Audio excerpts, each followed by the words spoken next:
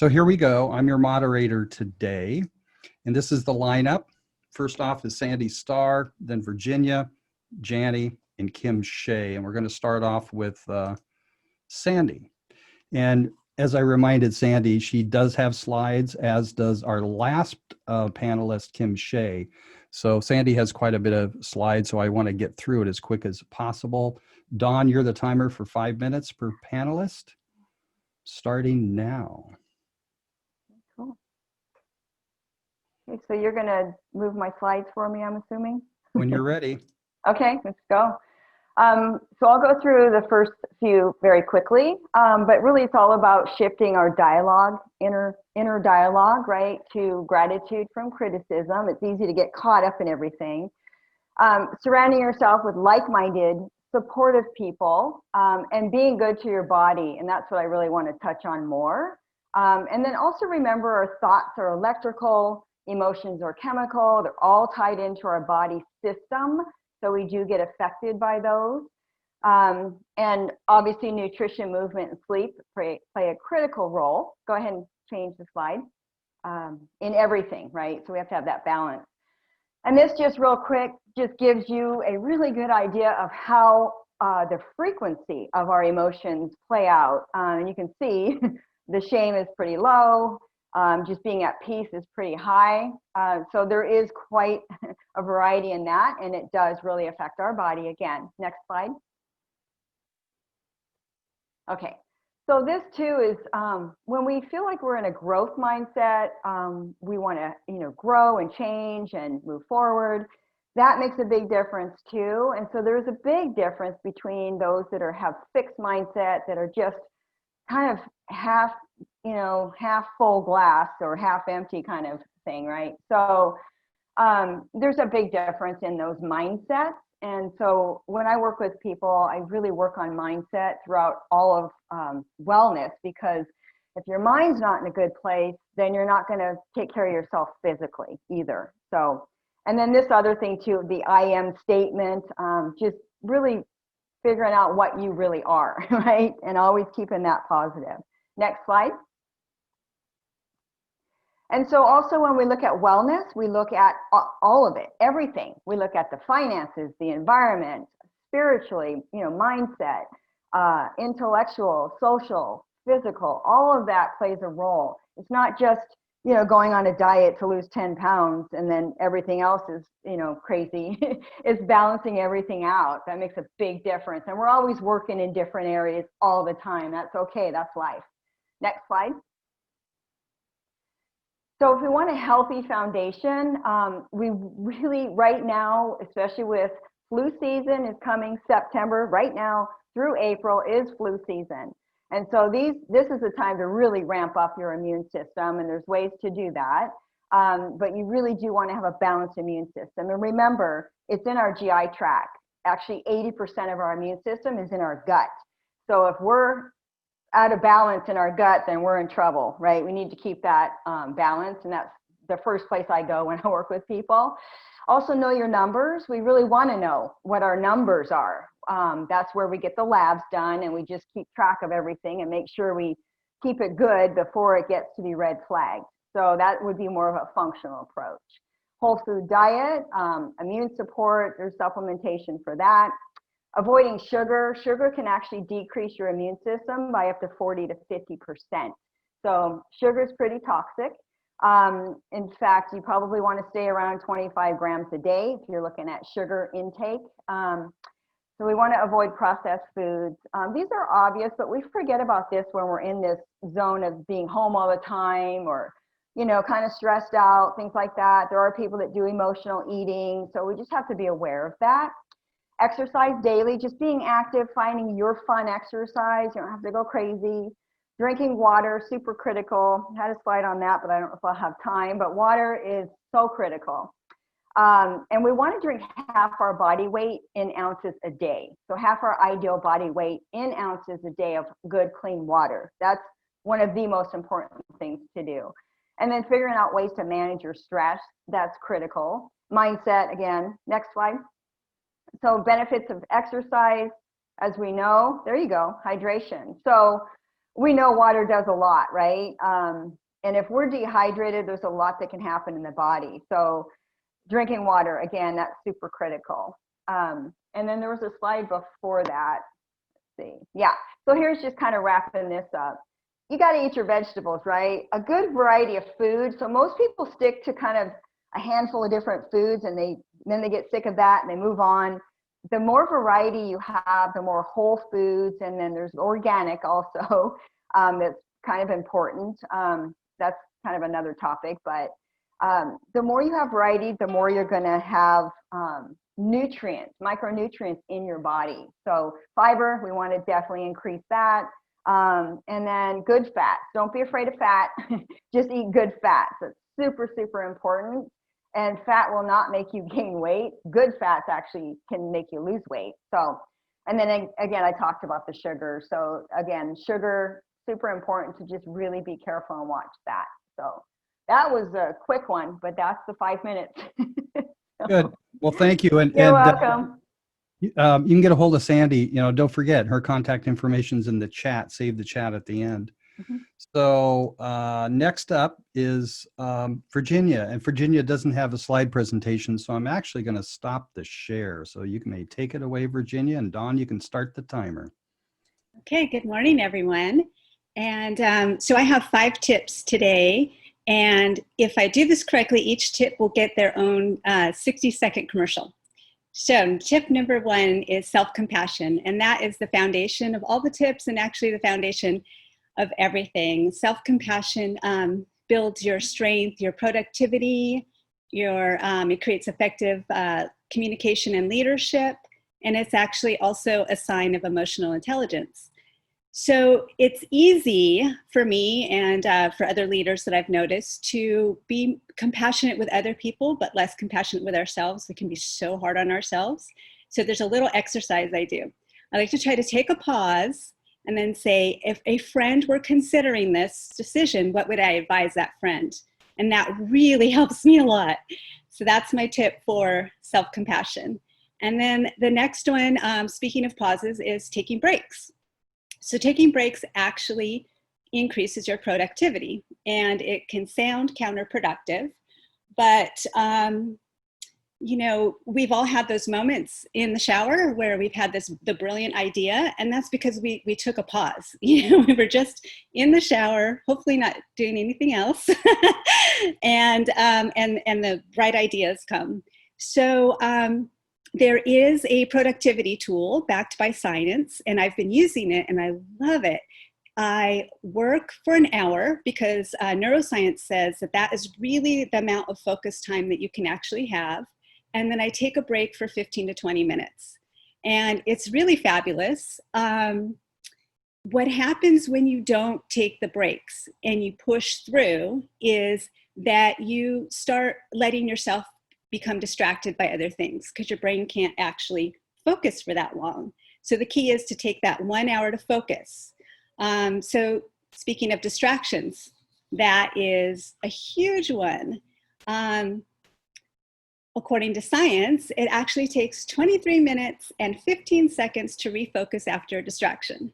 So I'd rather be spending that time doing something fun, like I take little walks, maybe prepare some food, because to me that's fun, jump on a mini trampoline, practice a little yoga, just something a lot more fun than constantly going to check social media. All my notifications are off so that I can take that 1 hour of focus time to eliminate distractions as much as possible, and then have a more productive day and actually feel better at the end of the day.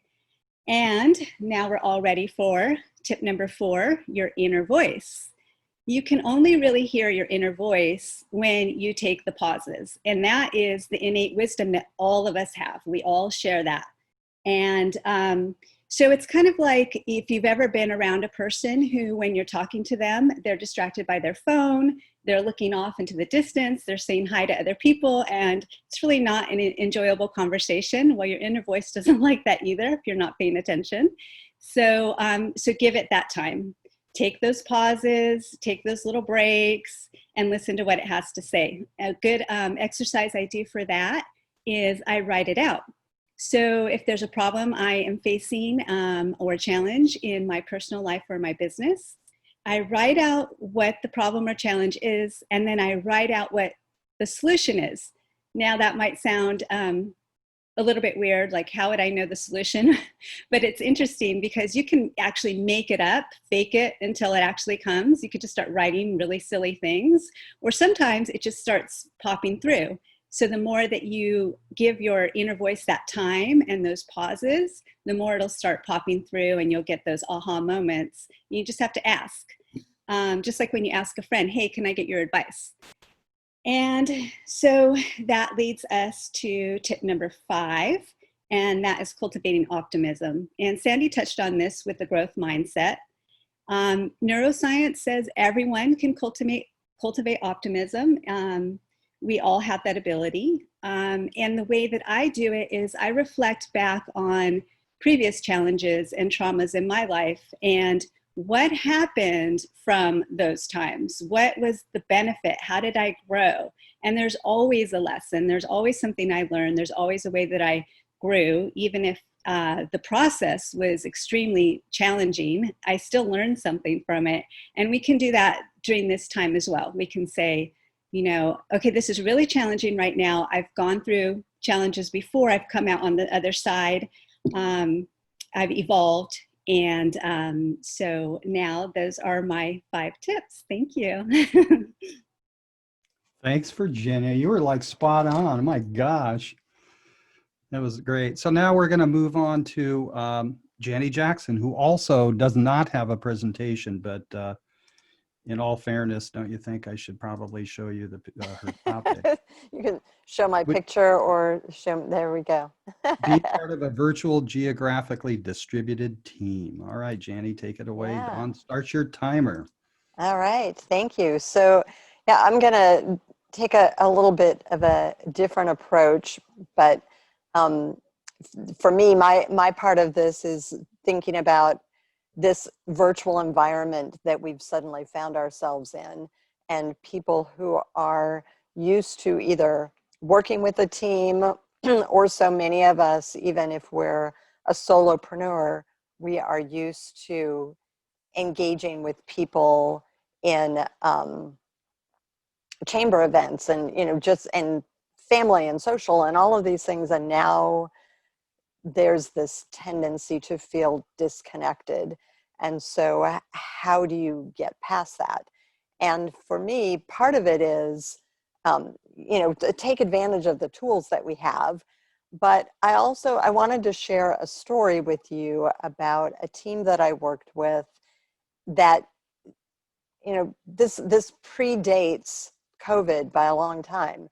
And so many of these virtual things that we're starting to get used to. But this was probably starting about 15 years ago.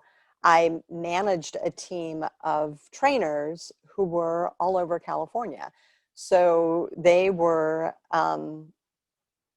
supporting different insurance claims offices throughout the state.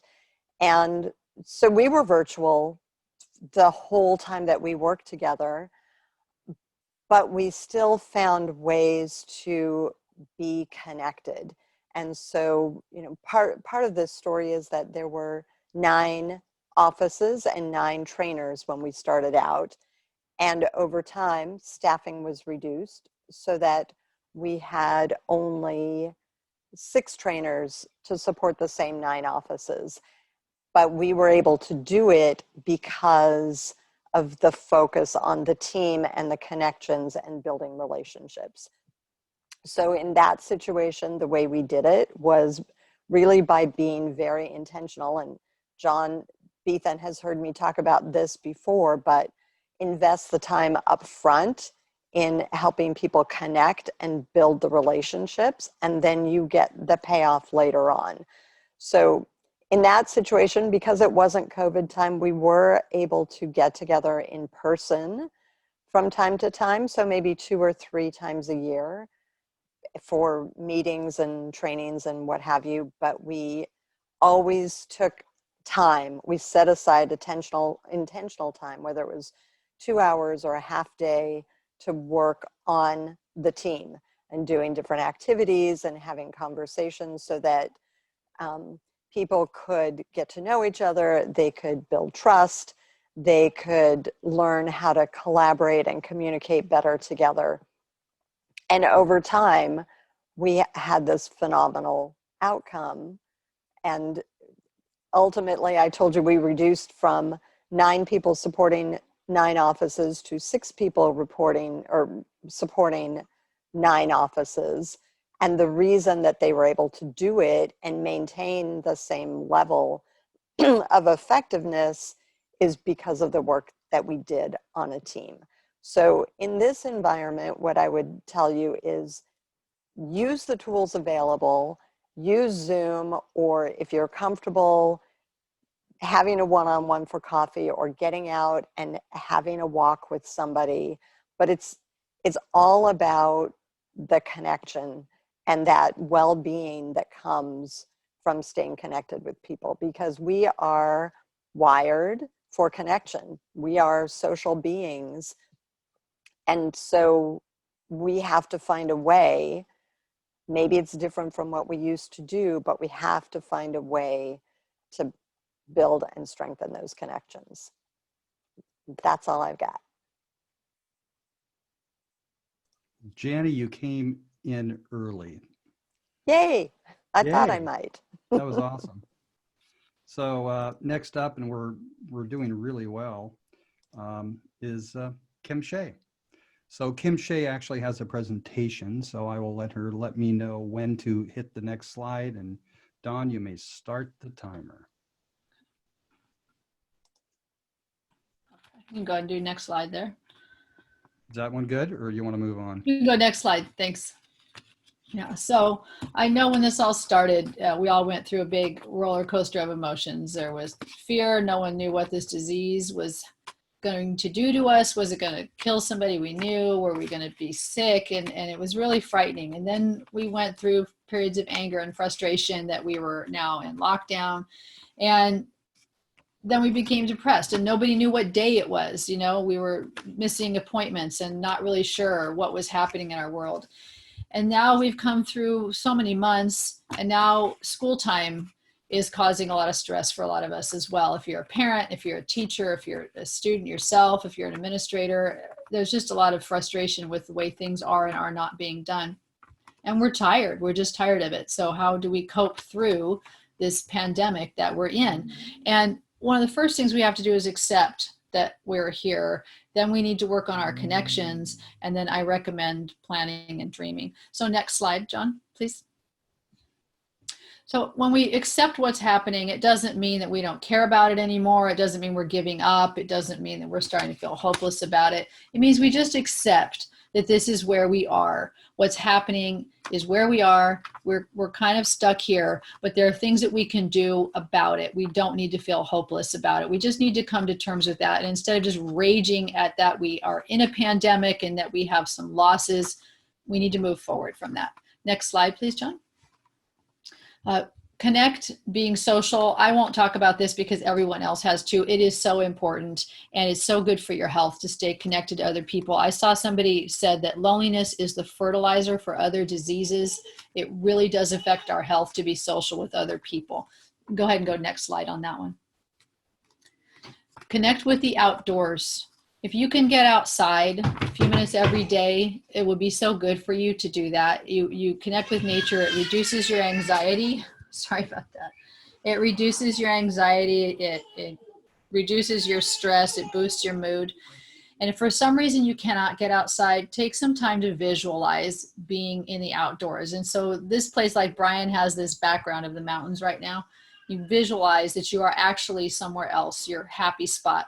And take the time to try and use all of your senses so you can feel and smell and hear and see everything that is in that outdoor place that brings you some peace. And if visualizing is tough for you, then watch something. Take the time to maybe look up a video on a place that makes you feel happy being outdoors, but it's very good for your health to do that. Next slide, please, John. Whatever your spiritual connections are, if you have a religion, this is the time to lean on that right now to help you get through and cope through any difficulties that you're having. I would also highly recommend meditation. It doesn't matter what your religion is or if you don't even have one. Meditation is not a religion. It is simply a way of training your mind to be quiet and be still for a certain period of time. And it actually can create changes in the brain. And you will find that you are able to develop a different way of having a perspective when things are overwhelming to you. You can step back, take a breath, and maybe not let things stress you out quite so much. It's a very good coping tool to develop. And since a lot of us are home now is a good time to work on that. And there are many different types of meditation that you can use. I like mindfulness myself, but there are so many you can use. Guided meditation, do whatever works for you. Next slide, please. Plan and dream. This is kind of fun. So you might be feeling that you're just stuck here right now, but now is a good time to start planning. So in my family, we're all talking about the big festival that we're going to have for 7 days when this is all over. We're all going to get together and we're going to cook. We all cook in my family, and everyone's starting to think about, well, maybe I could cook this, and this will be at your house, this will be at my house. You can actually start working on things that seem fun to you right now and do some research, start making lists. It's a little vacation for your brain to start planning something fun that you can look forward to, and involve other people if you can too. It's good for you. Good mental health exercise there. Next slide, please, John. And now here's, you can dream. Go even bigger than that. You want to take a 40-day cruise around the world. It doesn't even have to be something that ever happens, but allow yourself to plan for it, what things could be like if they would be really different. Money's not an object. Go ahead and do some research. So if you want to take that cruise, think about the countries you'd like to go to, and just allow yourself to indulge in this. So that is my conclusion. We can get through this. If we all come through this with our mental health intact, we will be big winners through this whole process. Thank you. Thanks, Kim. And I'd like to invite myself to the party you're having with the cooking Okay. thing. It's going to be fun. It sounds really, really fun, actually. So you might think this concludes it, but you know what? It doesn't. Actually, there's the finishing slide, but I have my own tips, and I'm not going to go into this right now. I'm simply going to drop all the links into chat. But I've been saying from the beginning that connection and relationship is the vaccine against isolation. Highly recommend. There'll be a link in the chat to go see San Diego Tech Hub's replay of overcoming pandemic fatigue. And specifically, Elise Boggs is one of the few people I know in Carlsbad that actually is an emotional intelligence coach. And she was in that presentation, and really, really awesome. The other thing that really caught my attention was actually somebody had an alternative health tools with Karen Brzezinski, who basically found that EFT tapping was the only thing that gave her relief from pain after being run over by a car. And I'm kind of like, not kidding, but I'll drop all this stuff into the chat. And so now we're opening it up to questions, and I would say everybody unmute. I'm okay with that. And so you can just raise your hand and I'll moderate the questions. Best done just kind of live, so I don't have to moderate the chat. So does anybody have any questions? Don Sando. Yeah, I have a question for Sandy. So it seems like, so I have grandkids in high school and college, and it seems like especially the girls, they are just so sensitive to every comment about them on social media. Do you do anything with that age group, or what might you recommend? So you mean sensitive as in just kind of sensitive to what's being said about them? Yeah. So they're always upset. Somebody said something. My granddaughter is always in drama mode. Yeah, well, I don't do like psychology or anything, but I mean, I think even just being able to have an outsider sit down with them and explain, things from the outside and how that can affect us and how we're greater than that, As a Christian, I always would say, you're royalty, you're God's daughter, and because of that, you know, you're bigger than you think. So I think it's just really talking into their spirit, as opposed to, you know, playing with their head. You know what I mean? If that makes any sense. Yeah, I mean, I have worked with kids. I've worked with all ages, men, women, all of it, because I have such a variety of what I do, working on the body. And I think also having them being responsible for their actions with not just what they're eating, but what they're doing with themselves as well. Yeah. Hope that answered it, but yeah, it's a really tough thing for these kids on Facebook, you know, even adults right now with the reaction to all the political stuff going on and the anger, you know, and that does, you know, bleed into the kids and grandkids for sure. So I recommend you unplug your cable. well, I will say, even for myself, I have detoxed from the media for over 40 days now, and it's amazing. You know, I'll listen to other things in the morning that are, you know, positive. And it does make a difference because you know, I still know what's going on, but I know enough to not be fearful. But I don't get caught up in all the crazy news going on either. I tell people if you want to unplug from all that and want to know what's going on, just ask a friend what's in the news. Yeah. They'll tell you. I find that the friend likes to be asked. Yes. Any other questions? Come on, Scott. I know you're out there somewhere. You're going to call me out, John. Jeez. Well, I miss you. I miss your voice. I really do. No, I do have a question that's sort of a comment also. I know for me, and maybe it's true of other people, that's the question I'm going to ask. But for me, you know, several things have been mentioned, like meditation, and John, your point about human contact and connections is important. For me, also a key component of my mental health anyway and wellness has to do with exercise. If I don't get my exercise, I feel like crap, and I'm not able to cope with things as easily as I can if I do get my exercise when I don't. And so that for me is a big thing. So I don't know if you guys want to comment on that, if that's true of other people as well. But Exercise is Definitely true for me. Definitely true for me. Mhm. And actually, I'd like to combine the social connection with exercise.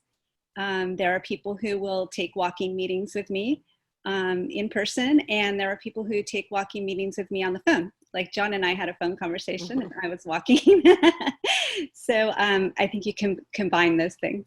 Mm-hmm. That's a great idea. Yeah, I would say I have a group of friends that I started walking with. We didn't used to walk before COVID, but maybe 3 months ago or so, we have a regular once a week walking date down at the beach where we can spread out. But that just the first time we did that, it felt so good to actually be close to people. And then the walking part, just, yeah, it's fabulous. Yeah, I back when I was in corporate America, I used to exercise on my lunch hour. That was kind of my routine. We had showers there, so that was good. But there were some days when, you know, meetings would get scheduled over lunch hour, and I would miss my workout. And if that happened more than 2 days in a row, my whole department would come to me and say, "You're getting nasty. Get out of here at lunch and go exercise." So they held me accountable. It's like, okay, we don't want to deal with you anymore. Get out of here. One thing I wanted to comment is regarding those of you panelists that actually talked about nature or imagining nature. So one thing I've learned is that nature is the great balancer. And if you go to nature, kind of from a metaphysical point of view, you will see it, the masculine and the feminine in balance. So yeah, although it's good to visualize, it's also just great to get out by the lagoon. That being said, I'm really proud that I started a podcast in terms of for guys that want to get out and about. The Hedonda, I think it's called, Lagoon Foundation in Carlsbad. We started a podcast, compliments of Sanders Tech Ed Foundation, and the podcast is called Nature All Around Me. And I never even knew these people existed. And I've been out there a few times. They practice everything very safe, but it's a wonderful place to go with friends and just be in nature and get educated. The first episode was actually on monarch migration, which was a good one. So Oh, that's anyway, awesome. doing things with friends outdoors, I think, can be really helpful and useful.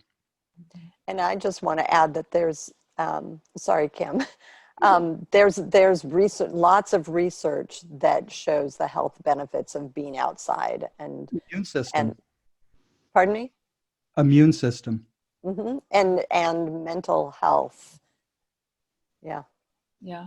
I think one of the values of being outside too is that you can see that while it might feel like things are falling apart in our world, the world is still going on just fine. Everything is still doing what it needs to do. The monarch butterflies are emerging and all these other cool butterflies are emerging from their cocoons and the leaves are starting to turn colors. It's all still good. Everything is still good. It's way bigger than us. Yes, it is. Lucy mentioned she has to go. And Lucy, I want to thank you very much for being here. Bye, Lucy. I just posted in the Bye, group. Lucy. Thanks, guys. Bye. Bye. Bye, thanks. Yeah. So we're super lucky here in Carlsbad because we have to have a certain amount of open space. And there's tons of hiking trails and the beach. And I don't know if anyone doesn't live close to a beautiful outdoor nature space because it's mandated. So we're very, very lucky. We should use it. Yeah. I have a small park right around the corner from where I live. That's where I go. Yeah. Plus the weather is pretty much always perfect. Right? I know, we're very lucky. It's actually Anybody out there that Tommy, you're muted. And I don't. I was just saying, it sounds like a Chamber of Commerce advertisement. Yeah, it was. True. I was also going to suggest that anybody out there, whether it's, and I guess I do call out people, but anybody out there, what have you found useful personally yourself, whether it's been talked about on this panel or not? What have you personally found useful for yourself? We've been having gatherings in our backyard, like double dates kind of a thing, happy hour, whatever. And then we have a Irish Wolfhound dog, very large, friendly dog. And so we have invited people over that have a dog. And if they have a friendly dog, then their dog is invited too. So it's a human canine, double date, happy hour. And it's funny because our dog just is like so excited that she has a friend coming over to hang out in the backyard with her. So it's been, and I just see people's spirits lifted because we've had some people over that for whatever reason haven't gotten out, and you can just see them like come to life because they're having some human interaction. Mm-hmm. Well, animals is another one. Dogs are another one. I'm reminded by somebody that knows animals really well is that, when you think about it, animals pretty much constantly give without asking for anything in return. Yeah, true. You don't know my cat. Maybe dogs. I'll throw out one that I've just sort of rediscovered, and it's a really simple one. It's called a coffee connection. And the reason I say that is because we've all kind of been stuck in our homes, and most of us have. And so, in the last couple of weeks, I've scheduled a couple of live coffee connections, and I think it's just a matter of doing a little pre-planning and finding a location that has a lot of wide outdoor seating, and it's very safe, in my opinion, if you're careful.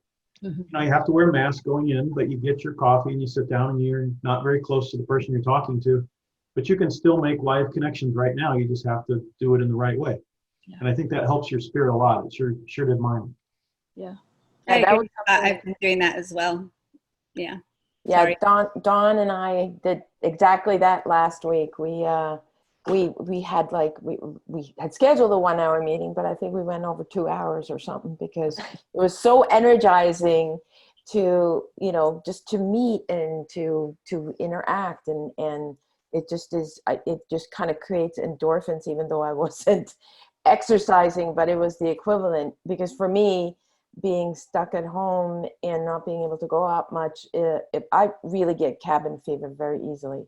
So long walks, like 4 or 5 mile walks, are really like the thing. Not only get the blood pumping, but clearing your head and just kind of do a reset. So that's what's helped for me. Yeah, I imagine it's probably pretty hard to down 6 beers in an hour too. You haven't been in college very long, have you? I can get in 5, John. No. Ah, you're on.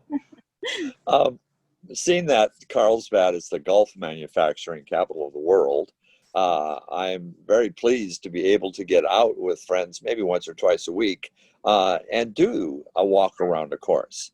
And that does all of the things so many of us have mentioned here, being outside. We see the coyotes walk by, especially at the crossings. We get the feel of the air and then with the squirrels. It's just, but it's only like 2 or 3 other people. So it's not a big group, and frequently it's people we don't know.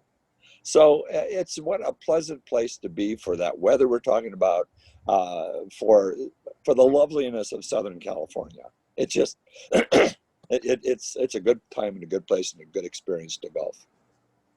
Nice. Congratulations, Tommy. The first one to actually do the raise your hand to get attention. You figured it out, huh? Good for me. Go ahead, John. Riley, you can just talk.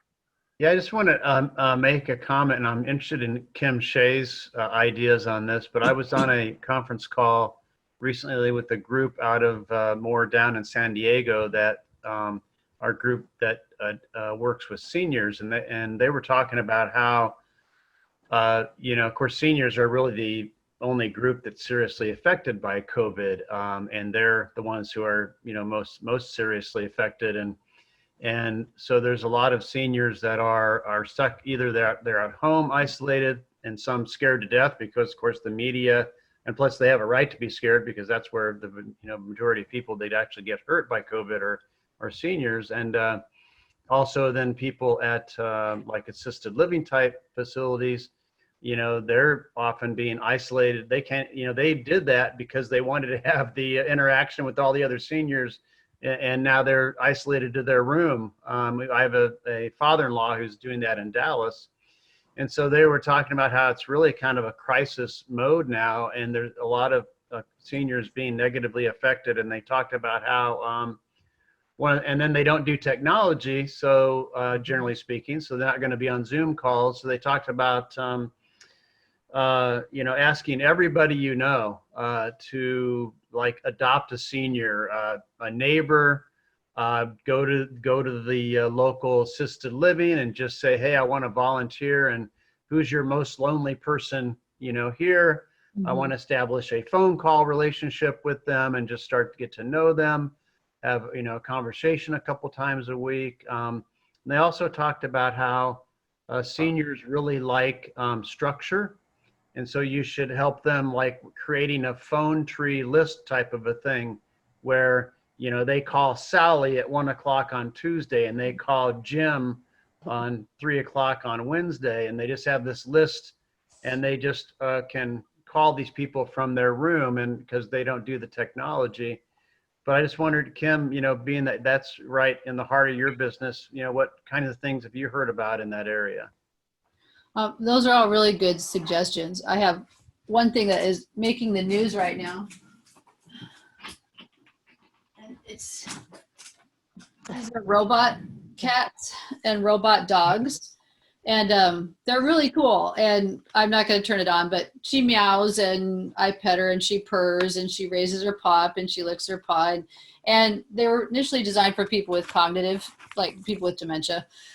But they're finding that they're just a nice companion for people. It just gives them something else to focus on. And they do interact, and they sense your motion when you walk in the room, and they meow or they bark. So those are making the news. Those are huge right now in assisted living community. They're cool. I just think they're really well designed. They're really cool. But it's tough. It's just really the robotic dog's 100. I think it's like 120, Nyla.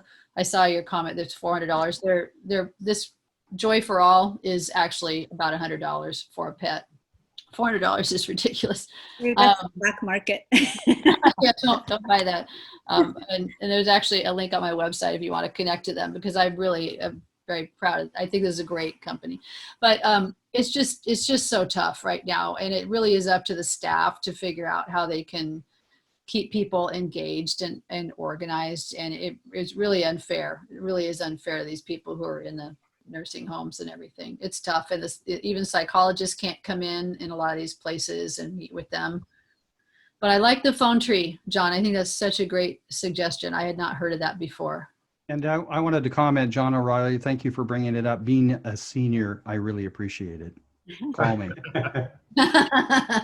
If you haven't seen today's news, it was announced that one of the nursing homes that had an outbreak early on down in El Cajon, I think, is actually the first one in San Diego County able to welcome back visitors. I don't know if that's such a good move, but anyway, that's what they're doing.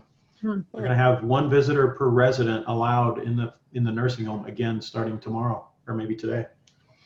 That's great. Probably taking all the precautionary measures. Of course. Oh yeah. Yeah, I mean, if they have a loved one who's not living in, that's not there, I think to isolate them is much more serious health risk. That's terrible to keep people separated like that. The problem is they pass it to everybody else in the nursing home, and then Right. There's no safe haven you there. wipe out everybody. It's for that demographic. It's tough. Guys, I'm sorry. I'll just go really quick. We have a phone tree with my grandma every Wednesday, and that's been working out really well. So everyone at her home says that she looks forward to Wednesdays. She gets super excited, and she talks to all of us. So it's really nice separately. So it takes her like a couple hours. That's great. I just wanted to be respectful of people's time as far as I'm concerned. We have about 3 minutes left till 8:45. And we actually have a meeting after this, and to let everybody know, our next meeting is actually on October 6th. But I'm not wanting to stop this. Can I jump in real quick on that, John, and do a quick promotion? So I see John O'Reilly still on. So the purpose of the October 6th meeting is, again, a panel discussion, and the panel will just be a small group of us: John O'Reilly, myself, and Jackie Mazur, who's also a financial planner. So the idea is to talk about individual retirement planning. And so what we'll do is, just mostly Q&A, mostly just go through some topics. Some things have changed that some of you may or may not know about, like stretch IRAs aren't allowed anymore. Required minimum distributions don't start at 70.5 anymore. So there's some basic fundamentals like that. But then I think, John, also you wanted to talk a little bit about what some of you may or may not know about, which is this group plan offered through the chamber now. So I think that's a good use of some of the time, and other topics like that. And we want to bring the audience in. We want to bring all of you in, the participants in, so you guys can get your questions answered. So that's the intent of it, is just to help people save for their own retirement and understand how best to do that and not do that. So that's what it is. That's great, Scott. Thank you. So I want to actually make sure I really thank Sandy, Kim, Virginia, and Janie. It was really, really great. You guys actually rose to the challenge, and I expect this video, once it's out, to go viral. I really do.